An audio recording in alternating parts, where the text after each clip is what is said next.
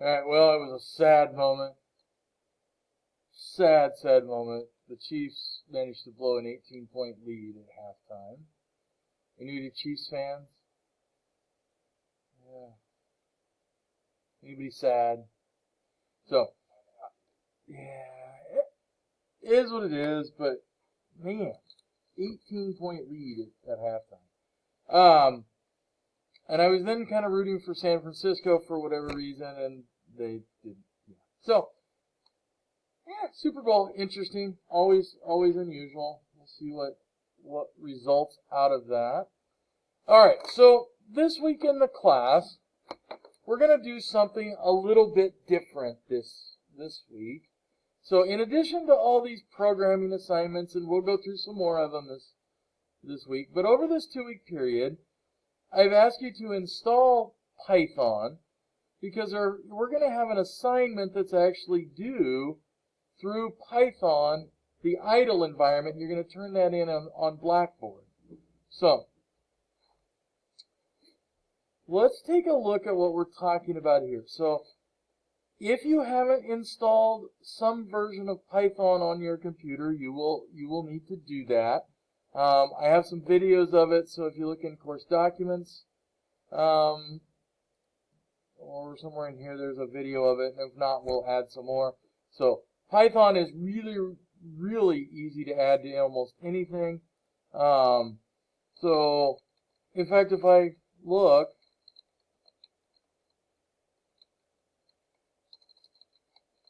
so if you do a search like this, it'll tell you that you can run it on anything from a tablet to all different kinds of things. Now, what we're showing is a specific version of the integrated graphic environment, but you are welcome to use it on other tools. So the very first thing I'm going to do, and this is kind of weird, is I'm going to start with pseudocode. So I'm actually going to open up a notepad version here. So what I'm going to do, and so what we're going to do is we're going to design a application to show total price of a car. So when you go to the car dealership, you're going to get a lot of different information. And so I'm going to try to break this up into what I would consider a structurally sound and logical program. And so we're going to have a beginning, and at some point down here we're going to have an end. We're going to have an end program. So let's scroll down here. So this is what we call that pseudocode. I'm writing this to kind of start to develop my algorithm about what we're going to do. So one of the first things I'm going to do is I need to figure out, all right, my logic is I'm going to input price of car, input options. What else would we need to do? So we get options, we get the price of the car, and maybe some of these options, maybe to make this a little easier, we're just going to put include options that are going to be set into this car for you. And then I have to calculate total price. Is there anything we're missing in there so far? We get the price of our car. So let's say we go look at a brand new pickup truck of some kind, and it's $50,000. So options, and maybe we'll break those down here in a little bit, but your options, you might have $10,000 in options. So we need to calculate that total price. But am I missing anything? What do I also have to pay when I buy a vehicle? What do I have to buy whenever I purchase anything like in a convenience store? What's added onto the price? Oh, the darn sales tax. Okay. And Our sales tax is typically a percentage, and we'll just use 7% because that's kind of close to what it is. Different areas have an extra half cent or not half cent, but we'll calculate it at 7%. So then we have to add that back in. So there's a few pieces in here. So I'm going to start by looking at up here. I'm going to start looking at my variables. So I know when I get ready to go buy a car, what kind of things do I need to output and get in from? So I might want to put in make, and I'm going to say that's a text string.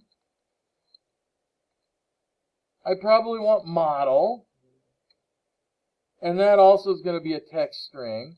And I'm just doing this so that I can very clearly see what we're looking at. So make model. And then I might want the trim level. And that also would be a text string. Is there anything else we want when we say, hey, I'm going to buy this vehicle and this vehicle? Is that enough to identify it for us on our program, probably? I would say possibly. So, other things we need. Well, we know we need the price of the car, and we know that that's going to be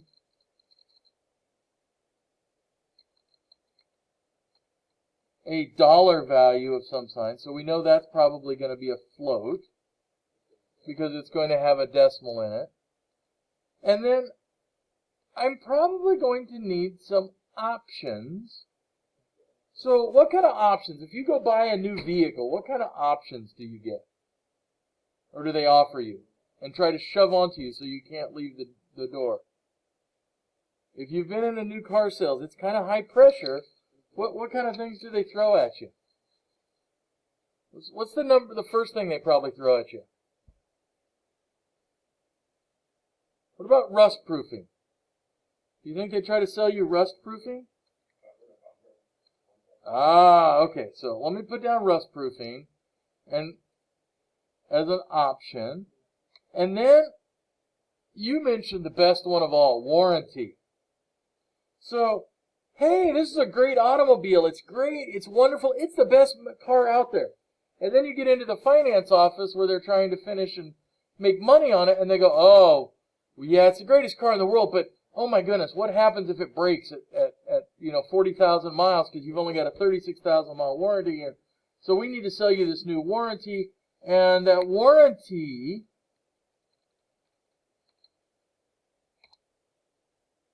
might be very expensive. So it's not unusual to be $3,000 or $4,000 is what they're trying to sell you for the warranty. So here's a fun story from my own experience. A few years ago, I bought a vehicle, a Nissan. And Nissans have a really bad reputation of their transmissions falling out. They use these CVTs and they're basically junk. So I kind of wanted the warranty, and I wanted not an aftermarket warranty that really wasn't going to pay off, but a Nissan warranty. And when I bought the vehicle, they offered me on this Pathfinder, and I think it was higher than $3,000. I'm thinking it was like $3,800 or something crazy. And I said no, because I knew this little secret about warranty. Within 30 days or so many miles, I could buy that warranty from any Nissan dealer selling me a Nissan warranty. And there are some dealers online that are willing to sell it at a lot closer to their cost. So I ended up paying, I think it was $1,300 for the warranty out of a dealership in Georgia. That dealership in Georgia still made a couple $100 at least. But they didn't make that $3,800, and it was very egregious. But bought the warranty, and naturally I never had to use it on that particular car. So wonderful, great. Everything that broke was not on their warranty list or something silly. But so warranty. One of them I've seen quite a bit is they call it VIN etching. So in other words, they claim they put the VIN number of your car on all the glass. And they want to charge a lot of money for it. Doesn't really cost a whole lot. The other one I see is the Scotchgard. and they take a spray can for $6.99, spray down all the carpets, and say, here's another $1,000. So I've got a couple of ideas now for some options we're going to include. Now, that sales tax here, that's really going to be up here also in here under our variables. So, but I'm going to do something different. I'm going to capitalize it. If I can spell. And I'm going to set that at 0.07, which is the same as 7%. Now, the reason I capitalized it, this isn't a value I'm going to change while the program is running. It's going to be set the whole time while it's running. So we're calling it a constant. Now, a lot of other programming languages really have constants that are truly constants. In this case, we have to kind of fake it, we capitalize it, and we just intend to never change that. So, we're going to need a couple of other pieces down here. So that's that sales tax percentage. So we also probably need sales, and then we need tax amount. All right, so now I want to talk about these variable names and how we can do those. So we need to create names that are self-documenting. In other words, when I look at this and I see sales tax, that tells me what it is. If I just used, instead of sales tax amount, I just used X, Y, Z, that doesn't really tell us anything. It's not self-documenting. Python doesn't care, but we would. So I try to be self-documenting. Now, there's a limit between self-documenting and over-the-top, because then they get hard and unwieldy. So I could literally say sales tax amount of the car we are purchasing. Python would say, all right, that's a great variable name. I don't care. But imagine having to type that every time you needed to use it. So the other thing I did is, notice here I started with something called camel casing. In other words, I started lowercase, and then each word in there, because I can't just put a space in, I capitalized. So sales tax amount. And then when I started adding to it, I did the underscore method. Well, I want to be consistent with my variable names. So sales tax amount, and in most cases, I prefer to use camel casing. That's my personal preference. Honestly, if you used sales tax amount, the program doesn't care. Makes no difference to the program.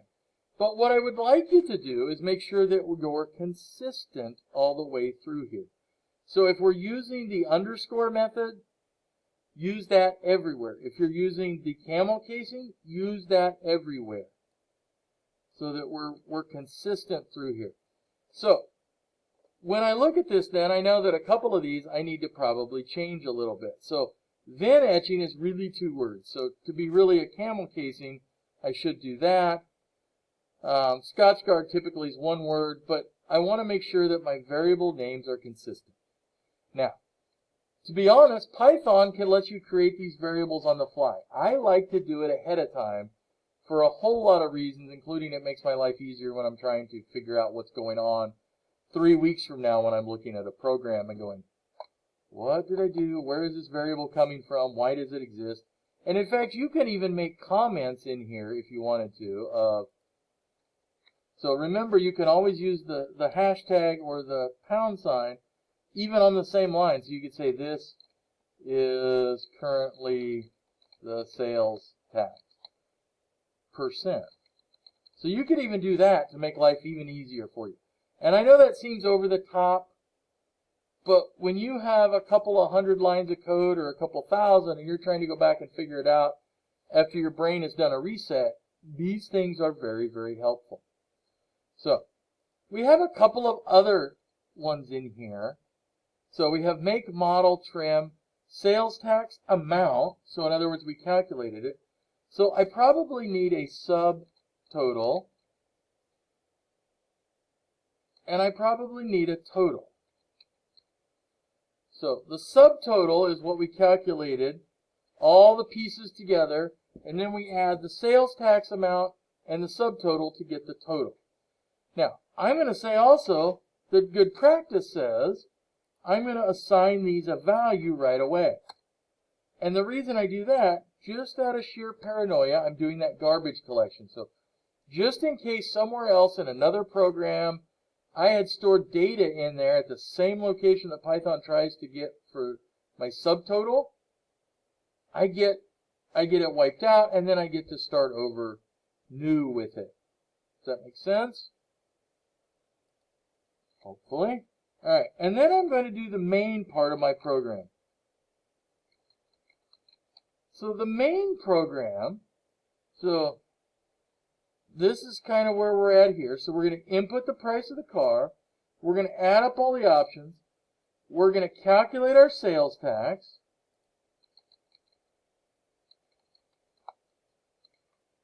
All right, calculate our sales tax, calculate the total price. So here I probably should say calculate subtotal. So this is that idea of the pseudocode. We're writing this to try to calculate out what we're trying to do. And so here we have our price, options, subtotal, calculated our sales tax, got our total price.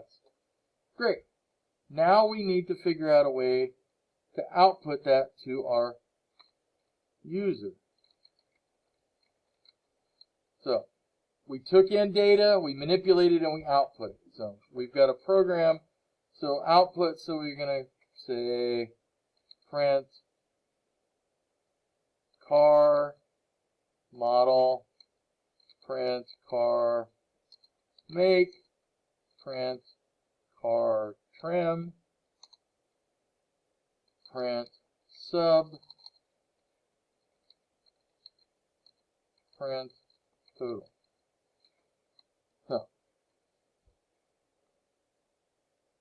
So nothing here is very complicated, but we're adding more and more pieces to it.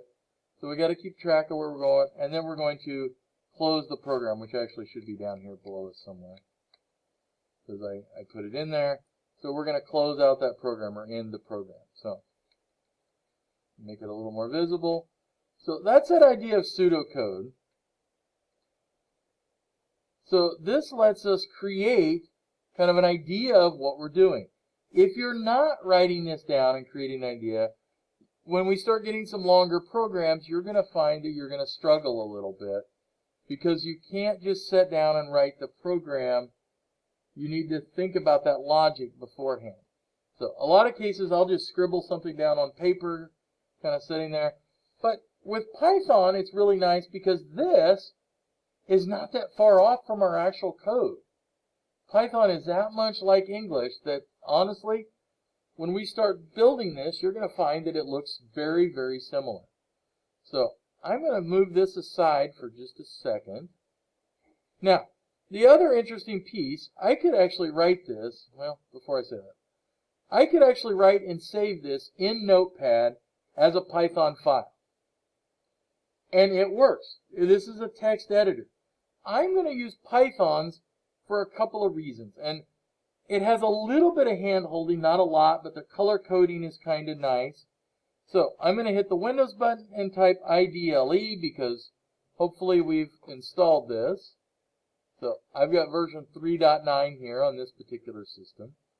And so I open it up into the interactive mode. That's the way it always opens. And it tells me a little bit about it. It's on a 64-bit AMD 64-bit processor, yay. And you can look at other things in here, but the biggest thing I'm going to do is click File, and I'm going to click New File.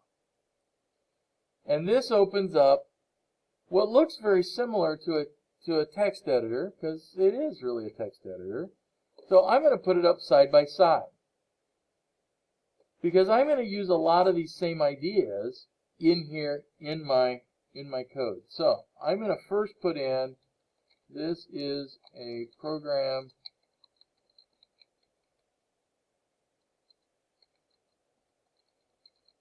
total cost of a vehicle.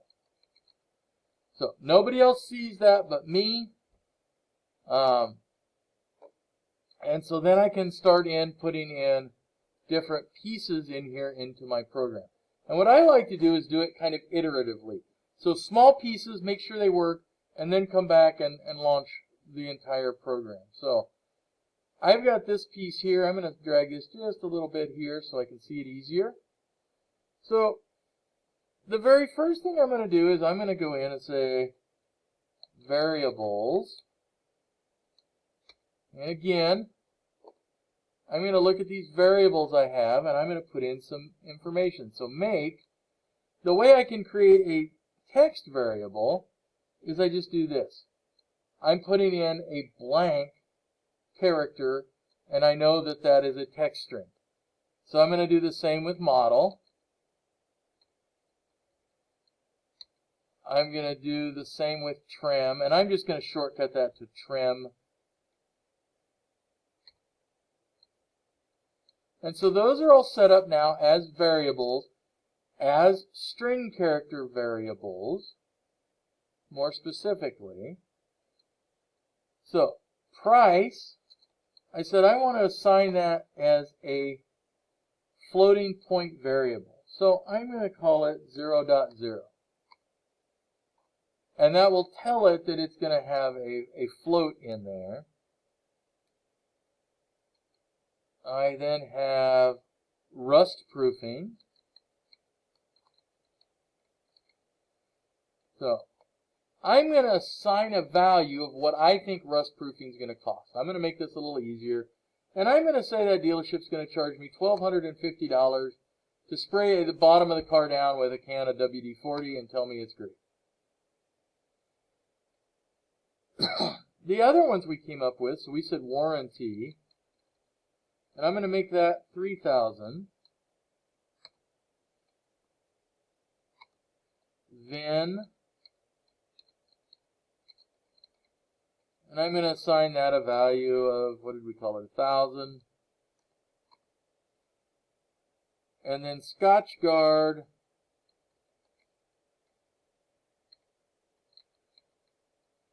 we'll give that another $1,000 value. So those are some of my variables. Well, I know that I also have the sales tax amount.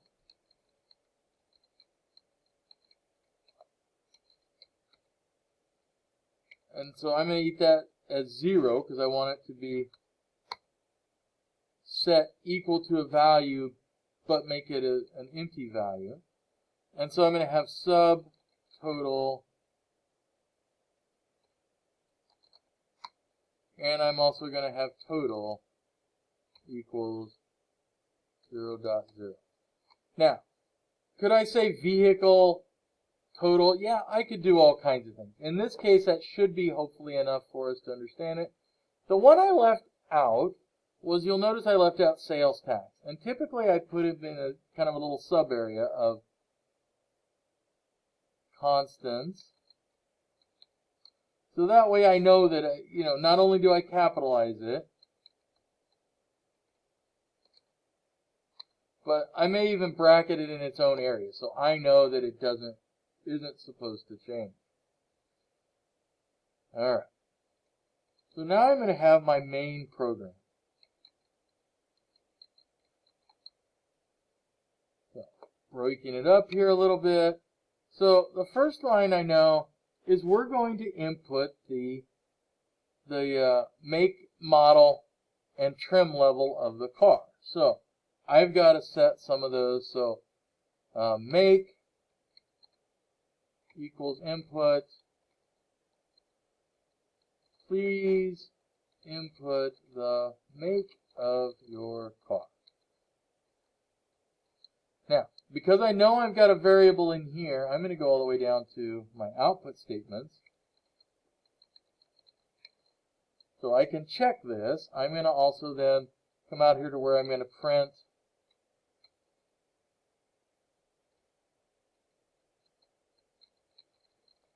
for purchasing a make. So now, by doing that, what I can do is I can check to see if those two pieces work. Before I can do anything else, I need to save this program. And this is where it gets tricky, because you have to remember where you are saving this file at. So I'm going to click Save As so I can very clearly do that. By default, it's wanting to save it inside of this folder for Python. Well, that works to save your files, not very handy, not very convenient. In this case, I'm going to put it here on my documents under Python files. It's probably not a bad idea to save this on a flash drive or something, especially if you're not on your own computer all the time. So I'm going to call this car price, something like that. It's going to save it as a Python file. So now that I've saved it, I can actually go to run it. So if I click File, Run, or F5, it's going to say input the make of your car. And I already see something I don't like. I like a space in there, because when I type Ford, notice it's right up against that. So I'm going to fix that. And thank you for purchasing a Ford. Okay. So that seems to work. So now I'm going to go in here, and I'm going to add a little bit of detail, because I can fix that right now. Thank you for purchasing a Ford. Got it. And in here, I could actually take that out because it automatically puts a space in there. So now I've got a couple of other pieces to do, so I need to put in, the similar types of things where it says input a make, model, and trim. That I think is pretty easy, so I'm going to leave those to you guys here.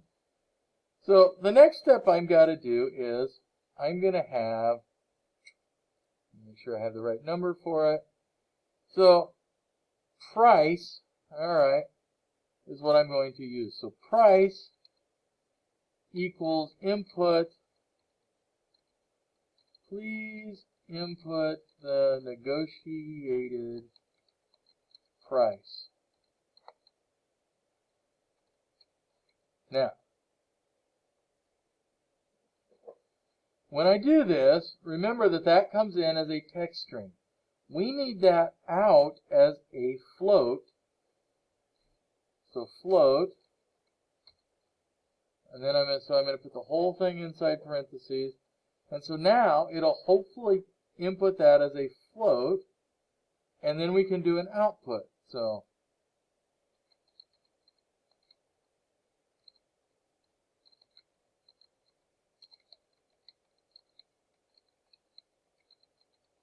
base price is. Now, what I will encourage you to do is, once you get the basic functionality down, you can put in some new lines. So I'm going to have you make this pretty once you get it done. So what you want to do is make sure that this works correctly first. So price. So now I can run this again. So if I click File and Run, it's going to say I have to save it. Okay. Please enter the make of your car, Ford, negotiated price. All right. So now, again, you need to make it pretty and add dollar signs and all those things. But we know that we're taking in a value, and because it's got the dot and the zero, we know that it actually is showing it as a decimal to you. All right. So those are kind of the first steps here. But price is also going to be equal to the sum of all these extra pieces, right? So here's where I could say subtotal equals price plus, I need to go through and add these variables for different things. So rust, proofing, plus warranty, plus whatever else we have, scotch. Alright, so now we have a subtotal, and I don't think I grabbed all of them, so make sure you grab all of the ones that you use. So now I have a subtotal, and so I could print the subtotal with options is sub. So again, I like to do this just so I can test it as we go through there. This isn't necessarily the prettiest way to do this, but what I'm doing is making sure that I can test what I put in there. So we have a subtotal, and then we also have to figure out what our tax amount is. So sales tax amount is equal to that subtotal times, somewhere up there it is, sale tax. Now, here's going to be, well, I'll show you here in a second what's going to happen. Notice here I called it sales tax. I look up here, oh, I need to fix that because I had the wrong name in here. So I had sale tax, here I had sales tax. You've got to make sure that those match. It's kind of nice up here because what I can honestly do is copy and paste when I get some variable names.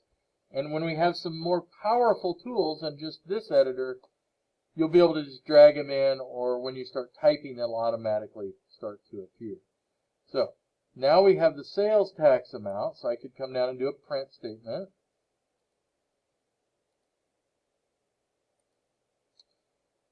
That. So I can get the cursor in the right spot. All right.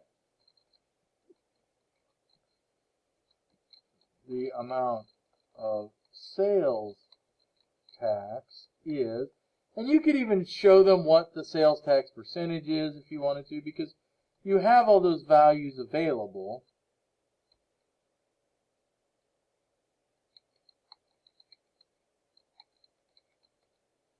Sales tax amount.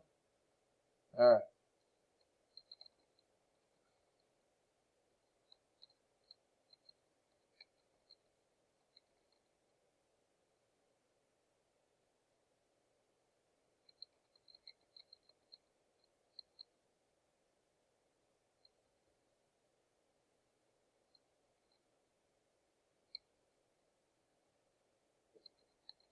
I didn't actually calculate total yet, so I'll have to do that.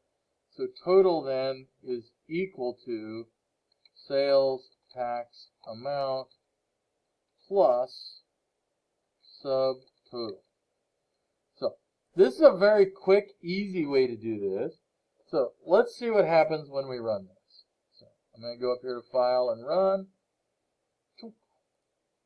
And it's going to say, enter the make of your car. So you go, enter the negotiated price, 10,000. Thank you for purchasing a Yugo. The negotiated base price is 10,000. Subtotal is 15,250. Amount of sales tax is $1,067.50. So the total for your ride is, so when I see this, I know I have a couple of things I still need to go do. I need to make sure that I've added in all my pieces and that I ask for make and model and trim and I output all that. And I probably want to make this a little prettier. So when I have all these output numbers and they're all over the place, what I might want to do is use my tab commands to make them all kind of in the same line. So here, I might put a tab T, and I might put one here. And notice they're inside those quote marks, and so then when I run it,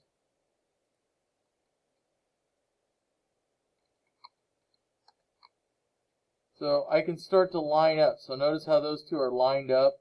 So I might want to do that. So I also notice my sales tax here. Oh, that's kind of an odd number. I might have to figure out a way to round some of those things. I probably want to put some dollar signs in there. I probably want to start out at the top with, this is a program to do X, Y, and Z. So I need to pretty it up and make sure all the pieces work. But I like to make sure that it works first and then work towards making it better and more user-friendly.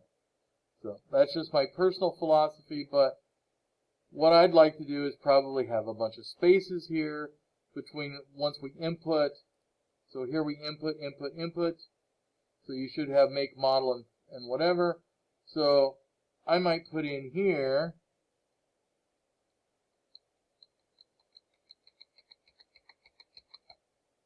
so now when I run this,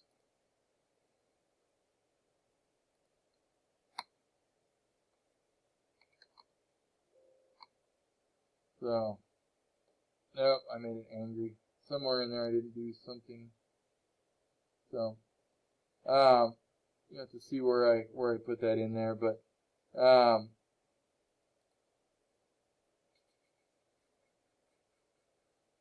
so it couldn't convert string to float. Okay. So because I had all kinds of weird things in there or something, it doesn't like that. But you can make this pretty and make it work very effectively.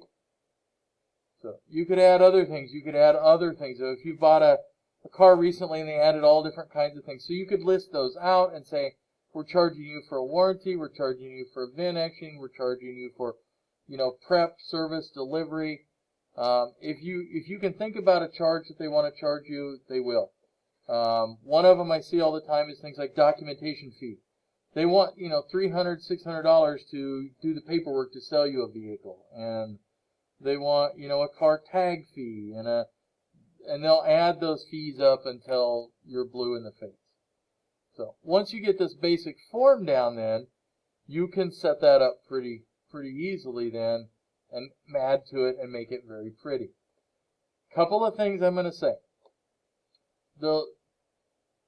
I do have, for whatever reason, students who will create these and not run them, and so when I try to run them, when I receive them, they don't work.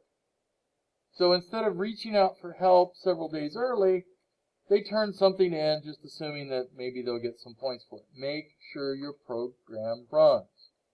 So if you run into syntax errors, so if I put in an error, it's going to stop and tell me, hey, there's something wrong in line 20. All right, well, let me see where I'm at, line. And the one thing I like about some other editors is it puts out a line automatically for me, but I can find it pretty easily, and it says, oh, there's something wrong here. I don't recognize this particular value. And go, oh, input. Got it. So if you get an error, look above it. So here it says, enut is not defined. Oh, it's input. They're easy to do this kind of mistyping. If you're distracted at all, or a bird flies by, all of a sudden you've got something weird in here. So you want to make this program as user-friendly as possible. One last thing we need to do on this program. So we're almost done. Everything's done. And I said, well, we need to end this. So right now, let me just close this, and I want to save it. Yes. And I can go back into my file folder, and right there it is. So car price is right there, and I can actually run it by just double-clicking on it. So if I do that, it pops up in a window that looks like this. Please enter okay, so I have a negotiated price. What happened? It went away. So the problem with when I run it this way is it just ends. Well, I can fix that.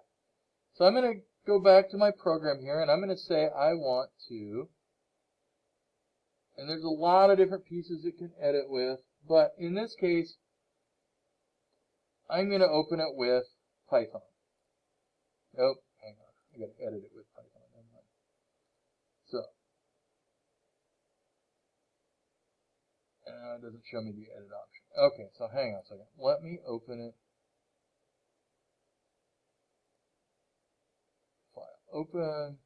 So I go back to my space here, documents, Python files, car price, and open.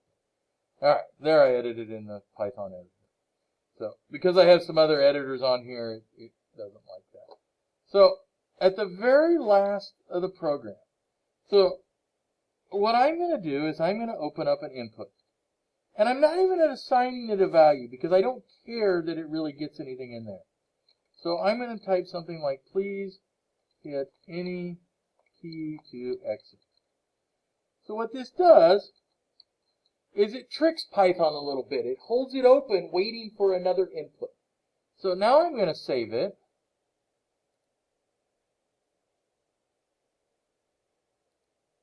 All right, and I'm going to go back and I'm going to run it just directly. So now, when I run it directly, it's in this black box instead of being inside the window. Okay, so please enter the make of your car. So green. The negotiated price is $100,000. These guys are rare.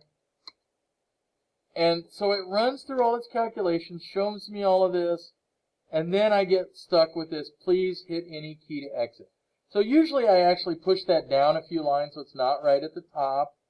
But what happens then when I hit any key, it forces that to close in. So that's our workaround right there. So if you don't put that at the end of your program and I just try to run them, they don't go anywhere. They just run through and end before you can actually display your thing. So you can come in and put some like lines to move it down if you want to. So you can make it really interesting and user friendly. But what that does is, again, it just holds it open for now until we find some other better ways to do that. So kind of one of those workarounds to make things function. Now, if I only run it inside of here, it's not going to make any difference. But it's inside this shell. It's not quite as user-friendly as just having a program that you can then sit there and double-click to run. You've got to open up the shell and run it that way. So that's why we show you the different pieces on how you can do that. So, again, this is our, so this is your assignment. You're going to make a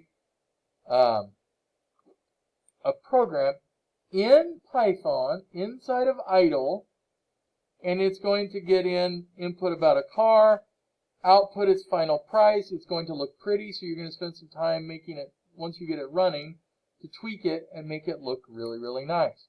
Now, I'm going to run that file, save as, so I see where it's at, and I see, all right, I sorted in my documents and Python file. You will need to know where this is to turn this into Blackboard. So I'm going to save it once again. Yep, it already exists, I know. All right. So I go back to Blackboard, somewhere in my giant piles of 737 programs. All right. So I've hidden it for now. In fact, I may have actually taken it out really quickly. So I'll put it back in there. So Python idle assignment. So please see video for instructions. And I'm going to make this worth actually 25 points. Not going to limit the assignment, and I'm going to click submit. So now, oh, I did have it in there. Yeah, that's okay. We'll add it in again, and I'll take out the other one. Delete. All right, so now we have to turn this in as a PY file. So if I click on that link, wherever I drag it to, there it is, I have to go browse files, and I have to find that file that I created. So Python files, car price, and I have to submit that .py file. That's the only thing I will take. If you just copy and paste it out of your editor, not acceptable. It's got to be that, whatever you can call it, you can name it anything under the sun, but it's got to be a .py file, and then I hit submit. Now, it's not going to allow me to actually submit it like that, but that's where you would do it. So you have to remember where you're storing it, and you have to remember to turn that in as a .py file.